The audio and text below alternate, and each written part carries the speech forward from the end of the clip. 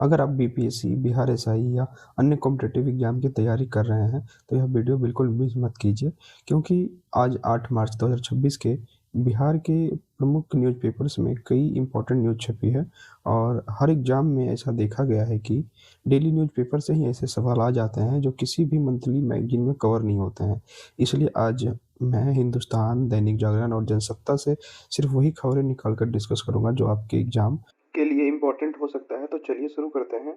आज 8 मार्च को international women's day मनाया जाता है। तो इस बार का थीम देख लो, इवेंट का थीम क्या है कि right, justice, action for all women and girls. International women's day 2026 का इस बार का थीम क्या है?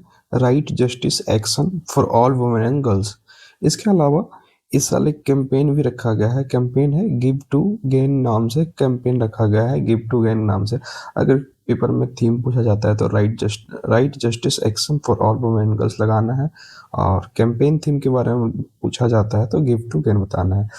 इससे संबंधित आज बिहार में जो कुछ महिलाओं से संबंधित न्यूज है उसके रिजर्वेशन से रिलेटेड तो एग्जाम में कई बार पूछे जाते हैं, तो वो देख लो जो आज के न्यूज़पेपर में था, तो मैं सोचा कवर कर लूँ।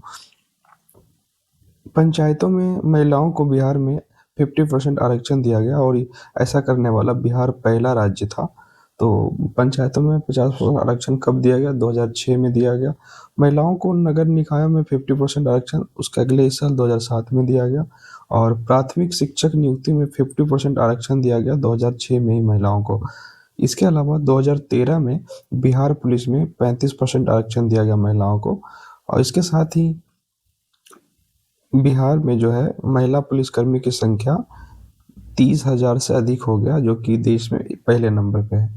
अगर ऐसे पॉइंट्स आता है तो बिहार में जो है महिला पुलिसकर्मियों की संख्या देश में सबसे ज़्यादा है, और अन्य सभी सरकारी सेवाओं में भी 35% आरक्षण लागू हो गया है महिलाओं के लिए। इसके साथ साथ मेडिकल, इंजीनियरिंग और स्पोर्ट्स यूनिवर्सिटी से संबद्ध शैक्षणिक संस्थाओं के नामांकन में भी महिलाओं को 33% आरक्षण का प्रावधान किया गया है।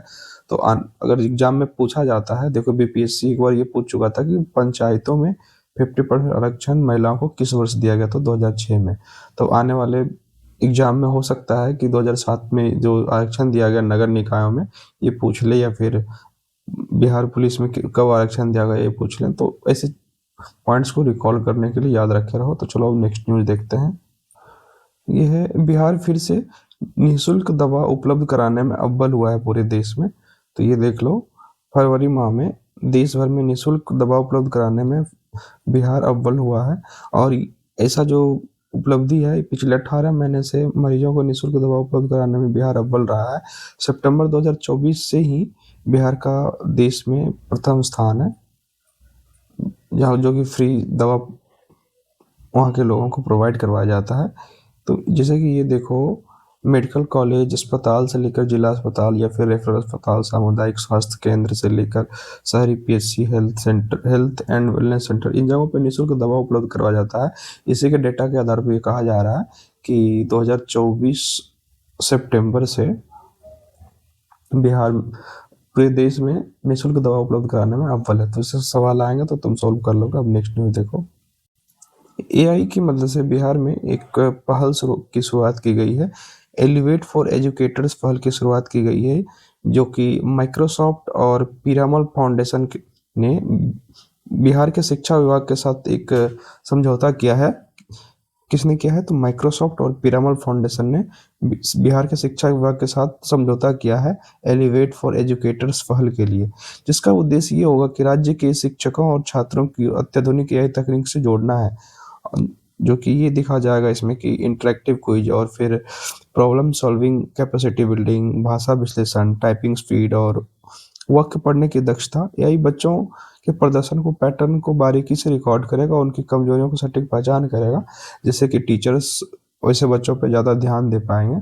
और ये जो है एलिवेट फॉर एजुकेटर्स पहल, ये अभी पायलट फेज में ही स्टार्ट किया गया है पटना सहित 10 जिला में। ये 10 जिला कौन कौन सा है? तो ये देख लो, पटना पहला हो गया, दूसरा भागलपुर, तीसरा गोपालगंज, भोजपुर, रोहतास, मुजफ्फरपुर, नवादा, जमुई, सारण और पूर्णिया। तो अगर इस आर्टिकल से सवाल आता है कि एलिवेट फॉर एजुकेटर्स पहल किनके समझौते से स्टार्ट हुआ है, किनके सहयोग से स्टार्ट हुआ है, तो ये ध्यान रखना। माइक्रोसॉफ्ट और पिरामल फाउंडेशन ने शिक्षा विभाग के साथ समझौता किया है। इसके लिए ये है क्या, तो ये ध्यान रखना कि जो कमज़ोर बच्चे होंगे उनकी पहचान के लिए एआई की मदद ली जाएगी, और ये बिहार के 10 जिलों से इसकी पायलट फेज में शुरुआत की गई है। इससे ज़्यादा इस आर्टिकल से सवाल नहीं बनेगा, तो चलो अब नेक्स्ट आर्टिकल देखते हैं। एक दो दिन पहले की न्यूज में देखे होगा कि ईरान का एक शिप था, आयरिश डेना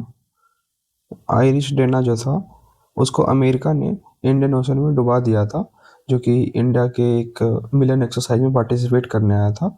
आयरिश डेना, ये देख लो यहाँ दिया हुआ है। इसके अलावा आयरिश लवान जो है, ये भी एक ईरान का ही शिप है, Irish Lavan.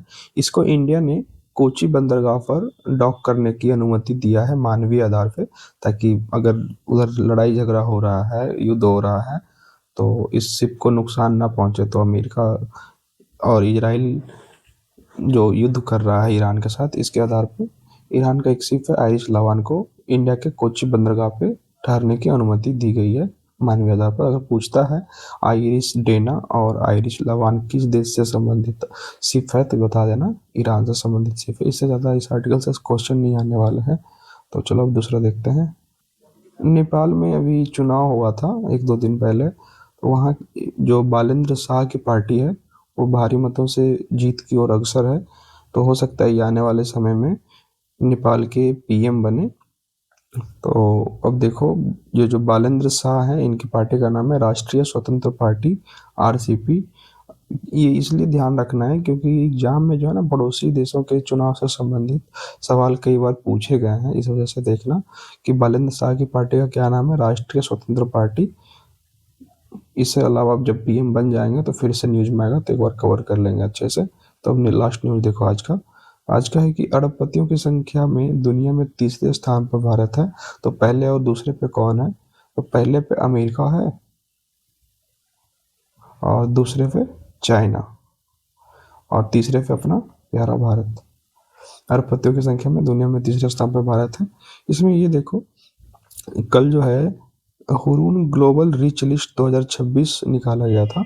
Hurun global rich list, ये हुरून रिसर्च इंस्टीट्यूट के द्वारा निकाली जाती है। इसमें अरबपतियों के मामले में भारत को तीसरा नंबर में बताया गया।